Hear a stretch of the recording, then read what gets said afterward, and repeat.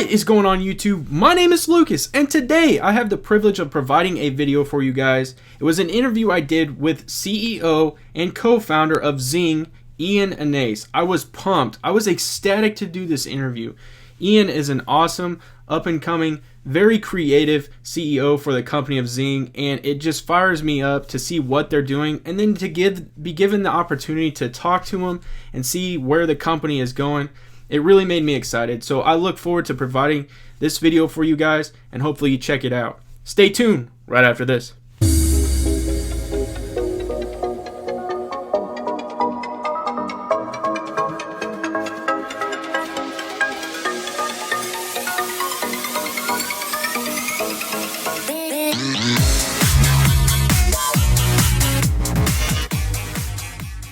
What is going on YouTube? My name is Lucas.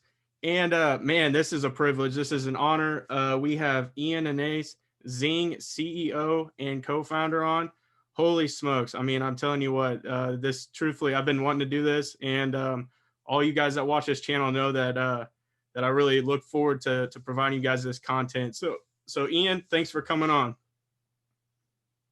Hey, Lucas, thanks for having me on. It's a great opportunity. I really appreciate it. Awesome.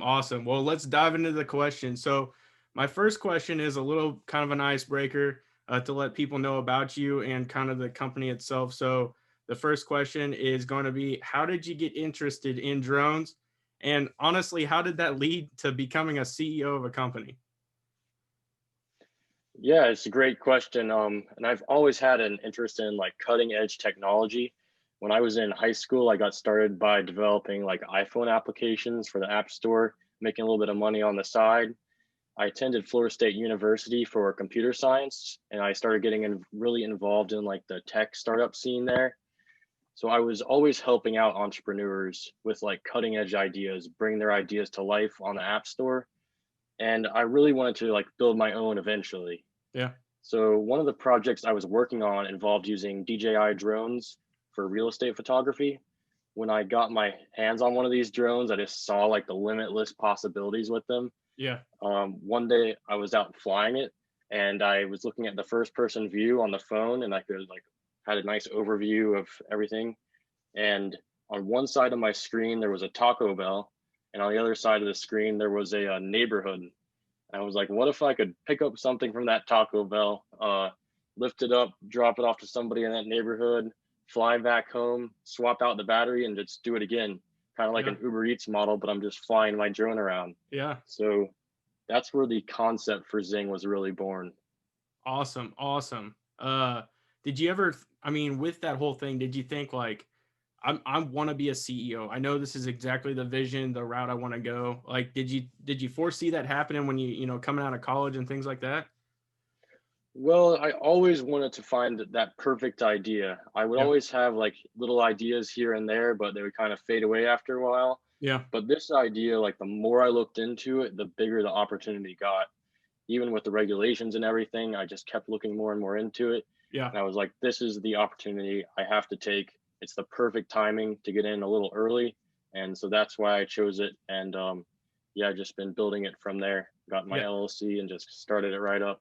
That's awesome. I mean, I don't think you could have picked a more opportune time, which leads me to my next question. Seriously, we have endured and are enduring the worst pandemic possibly ever. I mean, it really is.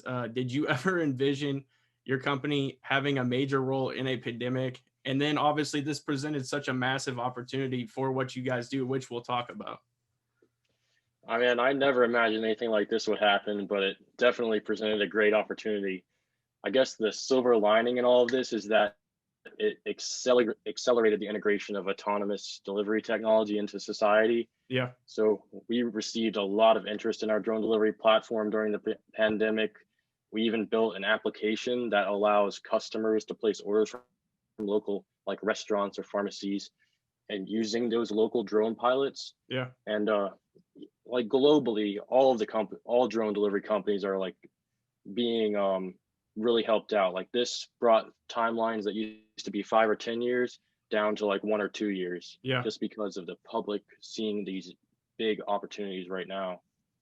Yeah, you basically knocked out my next question, because I know like Even when I was talking to Ryan, basically I feel like with this pandemic, what was going to be 5 to maybe a little bit more years, it's really pushed it to like the forefront, and this needing to be, a way of getting deliveries to people, because I mean, there's not a lot of options. I mean, going into actual storefronts and doing what we're used to do, it is kind of put on hold. I mean, that's crazy. So being able to provide a service like, what Zing does is phenomenal. So could you kind of talk a little bit about, the delivery aspect and what Zing actually does and what service they provide to people? Yeah, so there's certainly been like a lot of pressure on us to get rolling. Like everyone's being asked to stay at home for their safety, but those who are the most at risk have to take those trips to the pharmacy. Yeah. So we've identified that as like a main use case because over the counter medication and prescription medications, they're both extremely lightweight. Yeah. They only weigh like 10 ounces on average. And these small drones that the vast majority of pilots around the United States already fly, they're DJI drones, they're capable of making those deliveries of prescription medications and still having a lot of weight extra to fly. And these DJI drones, they can fly for about 30 minutes. They can also fly up to 3 miles. Yeah. There are certain limitations in place that I think we'll talk about later. But these big these pharmacy deliveries are what we've really identified. So we're trying to build the platform that enables local pilots to pick up items from those pharmacies and make that final leg of the delivery straight to people's houses so they don't have to spread air particles. Yeah. They, yeah, that's our main use case that we have identified. And some for one example of a delivery that we've done recently that was actually enabled by COVID is a delivery to the top of a skyscraper in Miami. You, So I no, think I saw they were talking about that. There's like a big skyport that they really did, and I'm glad you brought that up. So yeah, continue on. I'm sorry. yeah, that's we. I saw that video of the skyport, and my co-founder actually lives down in Miami, Really? so we were out driving in Miami one day, and we looked up at all these buildings, and he told me like, yeah, that's the building right there that has the skyport on top. I was like, whoa, really? And then we were kind of brainstorming about it, and we're like, what if we could do a delivery up to the top of that building? And the building is 700 feet tall, so it's kind of like a crazy idea at the time. And I was like, you know what? Let's just do it. Let's figure out how we're going to do this. Yeah. So we got all of the necessary approvals from the FAA. It was a pretty complicated delivery because this is in Miami Class Bravo airspace, which is like really controlled airspace. Yeah. Normally you can only fly up to 400, but we got an approval to go up to 750. And so we went out on the day of the delivery. We got everything prepared.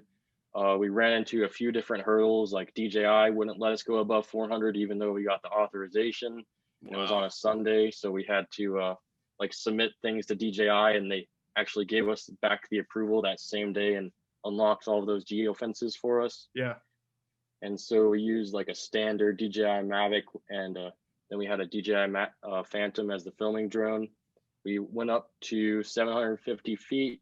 It was pretty nerve wracking, but we got up there. We made sure there was no cars beneath us, and then we crossed the roads, and we got right above it, brought it down, and there was actually some people up there waiting for it. They were setting up like a DJ booth for a party the next day. We got really lucky, and so we dropped off the package right on that DJ booth, and they actually posted their side of their perspective. Like somebody was up there filming on Instagram, and they posted that on social media. That's So that was awesome. super cool to see.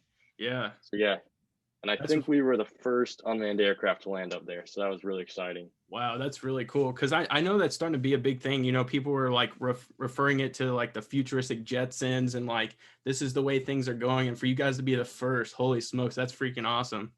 Yeah, Yeah, that's yeah, it's definitely the future, and those skyports are going to be big soon. I mean, they're starting to prepare, so it's really exciting. Yeah, I saw a few articles out there. They're even talking about like restructuring the way your house is even built to implement drone delivery and things like that. So I mean, people are starting to think about it, and I think that's a good thing. I mean, that obviously helps Zing, but it's starting to help the sector as a whole. So I that's awesome to see. So really cool to hear you guys doing that. Um, so my next piece is a big topic, and a lot of people on my channel are extremely interested. A lot of people are very, very interested in Ag Eagle, and it's been just booming as of the last couple days. Today and Friday has been doing a massive thing. So I have a ton of interest when it comes to the overall drone sector, and they're really interested in that. What they're even more interested in as well is Valkyrie, and you guys obviously have a partnership with them. Can you kind of talk about the partnership that you have with Valkyrie and talk about how that's benefited Zing and kind of some things maybe you have moving forward or whatever you can tell me? Yeah, so we really love the team over at Valkyrie. I've met Ryan Walsh in person a few times at some drone conferences over the past couple of years, Yeah, and yeah, like the last mile problem is nothing without the last inch. There yeah, has to be a receptacle to accept those packages, and that's something that's often overlooked. But Valkyrie's making this like company agnostic delivery device that can accept packages from any drone delivery company, which is really cool. Um, yeah, and through our partnership, we're going to be hopefully working with them within the next year to test out that drone delivery box. We have some videos on social media. We sent one of our drone delivery kits up to Chicago and they were testing it out up there. And yeah, like basically Valkyrie is in a really great position right now to do some big things. And I think within this next year, we're going to test the how this drone delivery box actually works. But yeah, we're really excited about that too. that's awesome. Yeah, I know a lot of people. I mean, they're constantly, going out and they're getting all kinds of things. I know they just announced something the other day, so that's awesome. I can only imagine the partnership with Valkyrie. I mean, that's unbelievable. So I appreciate you hitting on that. Now we kind of talk. They did sign a 2-year deal with Ag Eagle, and that's obviously kind of a big deal because they're going to be doing the manufacturing of their boxes. Were you guys able to kind of have any interaction with Ag Eagle when it came to the Beyond program? I know we're going to talk a little bit more about that down, later on in the interview, but were you guys able to kind of have an engagement and interaction with Ag Eagle during the Beyond program?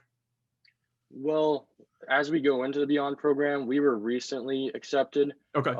I think Ag Eagle was already a member of that program. Okay. So we had an intro meeting with all of the companies who are in the Beyond program, and we did meet them through there.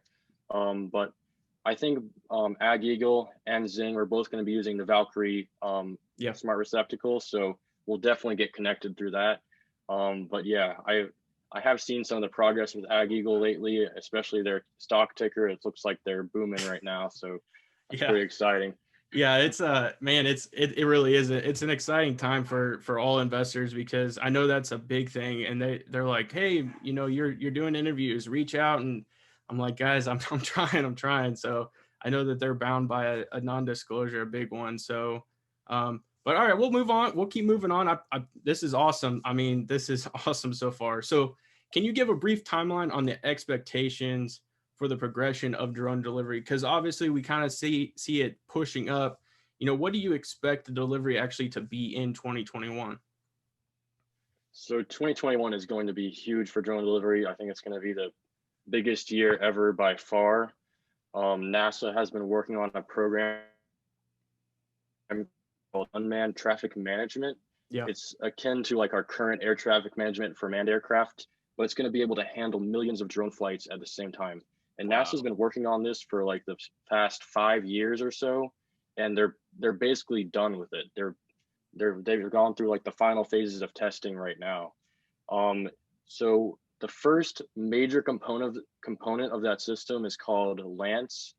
It's a system that enables drones to fly within 5 miles of airports. That was one of the main problems before, was that drones could not fly within 5 miles of airports at all.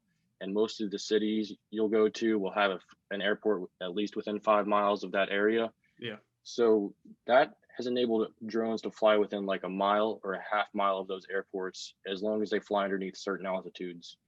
So we've integrated that portion into our application already, our Zing pilot app that enables pilots to fly autonomously, make autonomous deliveries. The second portion of UTM is remote ID. Remote ID is a license plate for drones, a Okay. digital license plate.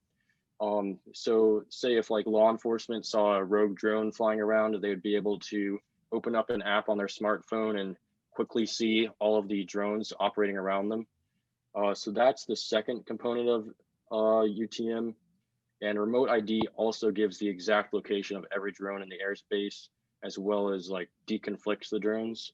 So once remote ID is out, and they're expecting it to come out within the next few days or before January 1st at the latest, Uh-huh. once that comes out, it's going to bring everything to the next level. It's going to enable the next level of testing, the next level of flying. It's going to basically enable drone delivery in the United States. And that's what we're going to be testing through this Beyond program. Wow. So that basically just flipped the switch. I mean, that holy Yeah, cow. That yeah. so is that, I guess basically is that what really I mean, I've dove into what the Beyond program is, but is that really the biggest piece, I guess the key piece to what the whole thing was really based on? Yeah, so I'd say there's like 3 or 4 giant puzzle pieces that are involved in this.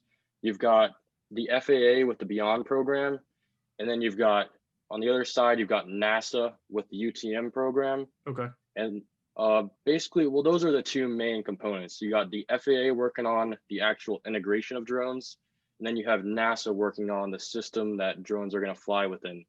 And both of them are like coming to a close right now. And Beyond is the program that's going to test NASA's portion, fitting into the FAA's portion, and like how it's going to, how much it's going to affect the economy. That's Okay. how far we've gotten. Is now it's like the system's ready. Now how's it going to affect the economy, and how are we going to start scaling this nationwide? So it's pretty much there. Wow. That's absolutely amazing to hear. I mean, that's going to really benefit you guys too, because obviously now you can start doing it. I mean, you can start expanding what you guys do with people actually applying and delivering everything that you guys are able to deliver. So, man, that's amazing to hear. I really appreciate you providing that, Ian. That's amazing. So, Yeah, no problem. It is really exciting to see like right now it's the time of drone delivery is coming up very quickly, and the pandemic has only served to really enhance the public perception of drones. yeah, That was one of the last things the FAA was worried about, is that the public would kind of not want, like, it would be like the noise and everything like that. yeah. But right now, because of the pandemic, people are a lot more accepting of drones. Even people who are very against them have done like a complete 180, and Wow. they're ready to see them in society. That's awesome, man. That's the thing is like, even one thing I was talking with Ryan, and anytime I talk in my videos, it's like we obviously don't want the coronavirus to happen, the pandemic to happen, but with that we've innovated, we become, we've learned from it, we've adapted from it, and now we're starting to take the steps forward with that. And this is no question one of those ways is we're starting to see. I mean, it's just unbelievable to see what is all going to happen. I mean, I could do video upon video upon video of all the things that I just envision myself. And I'm sure you do the same thing, all the things you can envision that a drone is going to be able to do for anyone. I mean, it's just unbelievable. I mean, the package delivery is just a massive piece. Surveillance, surveying for, I mean, it's endless. So man, that's unbelievable. So that really does kind of lead me to my next piece, and I think it's a big one for you guys because a lot of people are going through the FAA approval, and I've always said in my videos, I feel that that's probably one of the toughest parts if for any company is to get through the FAA process. I know Workhorse is a big last mile delivery company. They just put their Horsefly into the running for the FAA to get the 135. And I know they're now going through that process. Can you kind of, we'll get to the 135, but can you touch on what Part 107 is and how that benefits people and how it benefits Zing? Yeah, so that's a great question. Part 107, as it stands right now, like it's basically when you first get say you get a drone for Christmas or something like that. You're allowed to fly that drone recreationally, but if you want to make any money at all with your drone, you have to get a Part 107 license from the FAA. And what that is it's just a 60 question test that you take at an FAA testing center that verifies that you know the regulations about drones, where you can fly, where you can't fly, how to read sectional charts, which are like aviation maps, things like that. Um, Basically, the test costs $150 and it consists of about 60 multiple choice questions. But the cool thing about it is that there are over 200,000 drone pilots in the United States who have already taken this test and Wow. passed. And so that is like a huge number when you think of like the cost of it and everything. Yeah. And so the initial idea with Zing was to be able to leverage this network of pre-existing pilots, 200,000 pre-existing pilots. Over 90% of them fly DJI drones, and just be able to transform those DJI drones into delivery drones and start allowing these pilots who are already licensed to make deliveries. The limitation of Part 107, though, is that you cannot fly the drone outside of your visual line of sight. That's the main limitation. You can also not fly it over anyone's head. Um, so that's kind of where we run into like some big regulatory hurdles that a lot of people talk about. Yeah. Um, at Zing, we've identified use cases where like rivers and other waterways like that, where we can maintain visual line of sight and still make deliveries that make sense. Yeah. So say you've got like in St. Petersburg, we have a restaurant, like a beachfront restaurant, and then we have like a river that runs along one side of it. And in order to get around that river by car to the neighborhood that's basically right across the river, you have to drive 15 minutes. You hit a drawbridge, which if it's up, it takes like another 10 minutes. Yeah. And then you have to go through a toll. So that for that restaurant, it makes no sense to make deliveries to that neighborhood that's literally a quarter mile away from them. And there's 500 homes in this neighborhood. So that's where it makes sense to make visual line of sight deliveries right now. Um, but yeah, with what's coming up next, it's going to require a Part 135 air carrier certificate. Okay. And that definitely is going to the next one. We'll kind of do a part A and a part B because I know I'll have you explain kind of what the 135 is, but then obviously that's a big piece, I believe, with the Beyond program and BVLOS and working towards the Beyond the Visual Line of Sight. So can you talk about 135 and then we'll dive into the Beyond program? Yeah, sure. And Part 135, it's a well, basically you got your Part 135 air carrier certificate is one piece, and then a type certified drone is the other piece. Okay. So in order to get your Part 135, well, let me back up a little bit. The Part 135 air carrier certificate basically takes away all the limitations that I mentioned before for Part 107. Okay. So you can fly beyond visual line of sight, you can fly over people's heads, you can fly at night, you can do anything that you couldn't do under Part 107. Okay. Um, and with Part 107, you can get waivers for these operations, but you cannot get waivers if you're doing a drone delivery. Okay. So you could get waiver for inspection and things like that, but drone delivery, you have to go the Part 135 route. The first step of Part 135 is to get a type certified drone. That verifies that the drone can fly for many thousands of hours and not have any problems with it. You have to test it to its limits for a very long time and make sure that it's not going to fall out of the sky, anything like that. And that's a process that was brought over from manned aviation. Okay. So you can imagine it's like a very expensive process. You got to get a lot of regulators involved, and it's a very long process as well. It's the same process that a Boeing 747 has to go through. Really? And then, yeah. So then you got Part 135, which is like, it lets the company be certified as an air carrier. So you got your type certification, which is the real expensive and long process. But the Part 135 certificate, you basically say which type certified drone you're going to use. And then you have to say, you have to write up flight manuals, things like that. It's a lot of documentation. And your company gets the privilege, as the FAA says, of being a Part 135 air carrier. but it can be taken away at any second if they think you're doing anything unsafe. Okay. So that's kind of the key in. There are 3 drone delivery companies right now who have Part 135 certificates.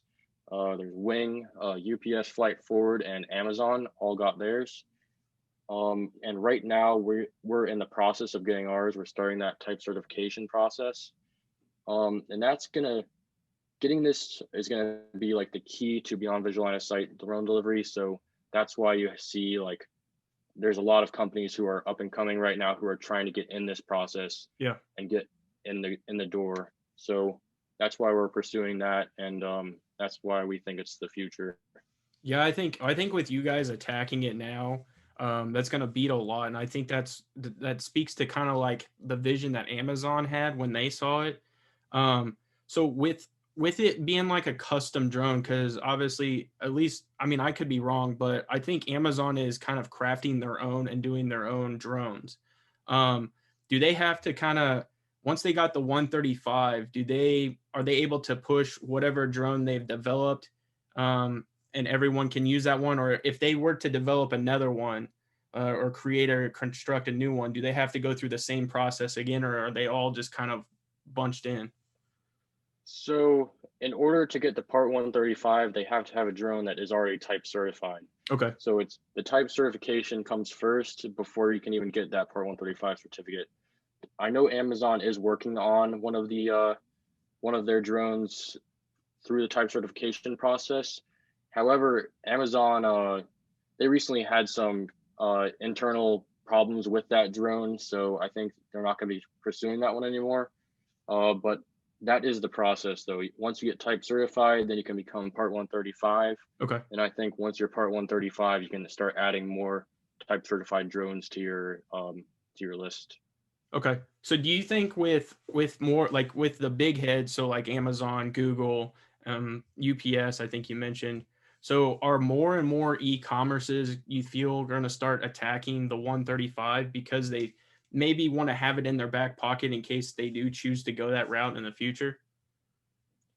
I think so. I think anybody that's doing anything with logistics, delivering anything, they have to once they see the opportunity, I think everybody's going to start piling onto this. I mean, Yeah.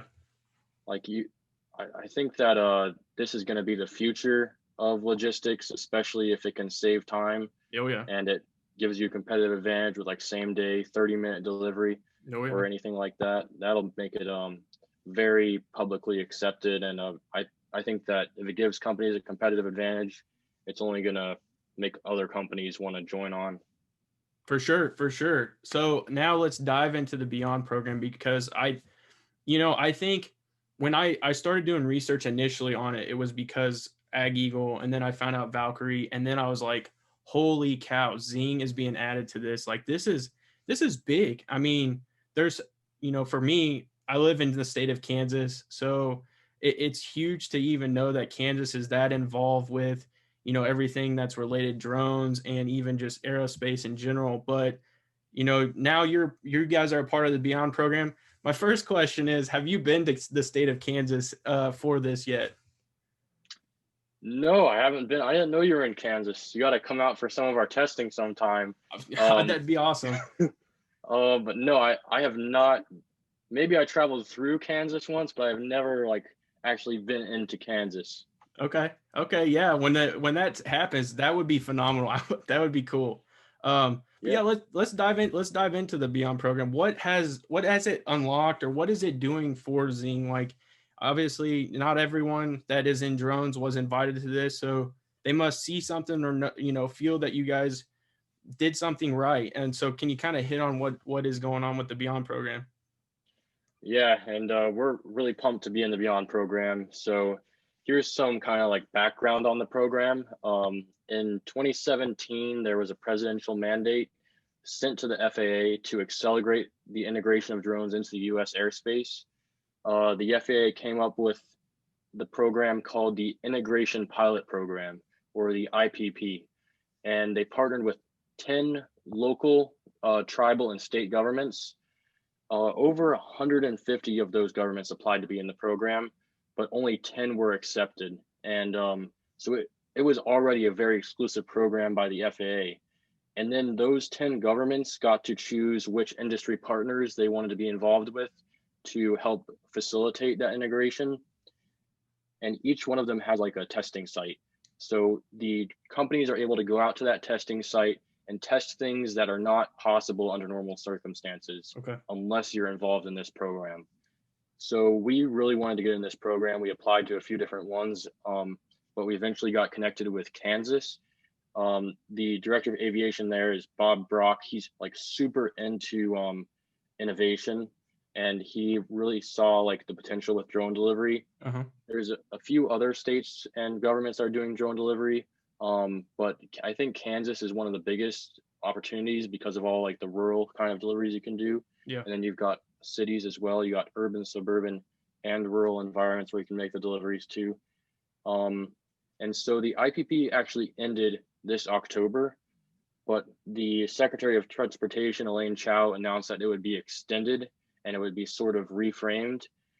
So the extension is called Beyond, and Beyond stands for BVLOS, expanding your operations needing drones. BVLOS is beyond visual line of sight. It's testing those beyond visual line of sight use cases like drone delivery. And one of the main components of it is testing the economic impact. So it's not going to be about trying to get waivers or anything like that, or just testing operations. It's going to be testing, all right, we made these deliveries, how much revenue was generated, things like that. It's going to be also scaling it up. So how much revenue was generated here? Where else can we apply this around the country? It's Okay. not going to be limited to just those testing locations anymore. It's going to be a nationwide endeavor. So that's what's really exciting about Beyond. And we're really excited to be involved in that because it is a very exclusive program. Yeah. And it's really going to bring everything to the next level. Zing. It's going to bring the industry to the next level. And yeah, it just shows that the FAA, they're not there's no more friction with the FAA and innovation. The FAA is innovating, trying to help innovate as much as they can right now. That's awesome to hear because I mean, you guys are the ones that are doing this every day. I mean, you guys are the ones that are seeing, I guess you could say the ups and the downs, no pun intended, but you're seeing, what is successful, what is not being successful. And so, I mean, I'm not saying the FAA is not doing that, but I've always said in all my videos, I feel that a lot of what is holding back a lot of companies is the FAA. It's holding a lot of people back from, I guess, really becoming what they could. And it's not that they're not trying. It's just that I know it's a strenuous process, whether it is the 107 or the 135 specifically. I mean, those are hard programs to, or, things that pass. So yeah, I could easily see how, by you guys being added to this and going through it. And that's phenomenal. That truly is. So my next question is, with that being said, what do we expect from Zing for 2021? I mean, it's right around the corner. What do we expect from Zing for 2021? Yeah, 2021 is going to be big for Zing. I mean, we're going to be in the Beyond program now. We're developing a new product right now that's going to come out within the next couple of months. It's going to be a real game changer. We're basically going to be enabling every single DJI drone to make deliveries. We're going to be able to transform them into delivery drones. So that's going to be like a really big thing coming up for us. And next year, just keep an eye on us. We're on LinkedIn, just Zing Drone Delivery, or on Instagram at Zing HQ. We're going to be making big moves. And especially in Kansas, yeah, like Lucas, if we can meet up and go out to Kansas, that would be awesome. The testing site there, that would be awesome. And yeah, like this year is going to be a game changer for drone delivery. I wouldn't be surprised if it starts scaling up nationwide and coming up in 2021. Wow, that's amazing to hear, Ian. I really do. I look forward to the opportunities that come from this. I would absolutely love to meet up with you for sure and see what it's all about. My final drone question. I have one more kind of in the back pocket as for fun, but my final drone question is, and we kind of talked about this in the very, very beginning. Recently they came out and said that the DJI drone was being blacklisted. I know it's still really new information. Can you kind of talk about maybe it does that have an impact on you guys, or is there another option that you guys may go to choose from this with the DJI being said blacklisted? Yeah, so it's a great question. I've been doing some research on this. Over the past year or so, there's been a lot of news about like Chinese drone companies, specifically DJI, and a lot of it is put out by like competitors. So you've got US based competitors who are trying to create this negative perception of DJI so that they can try and gain some market share. The blacklist, I don't think it's that significant as it's been framed to be, because the blacklist prevents DJI from using US parts in their drones. Yeah. It doesn't prevent DJI from selling their drones in the US. So I'm not sure if DJI was even using US parts. Maybe some like chips they were using might have been US based, but I don't think this blacklist or being on this entity list, as they call it, is going to really affect the sales of DJI drones in the United States. I believe that DJI has superior technology. Trying to create a custom drone is sort of like trying to recreate the wheel in a way. Yeah. So like a lot of these drone delivery companies that are creating custom drones, they're building them from the ground up. And DJI is a company with 14,000 employees who's working to improve their drones every single day. It's not Yeah. easy to catch up with them. Oh yeah. So yeah, we think that DJI is going to be the way to go for a while unless something really significant happens. There was legislation recently that tried to prevent DJI drones from being sold in the US, but that didn't go through. So that's the blacklist I don't think is that significant in terms of DJI being able to still produce and sell DJI drones in the United States. Yeah, I did see that, people can still purchase them, and I think that's huge because there are a lot of people that purchase drones just for the fun aspect, to be able to go out into their backyard or go out into a large field and just to be able to fly the drone and do all kinds of cool things.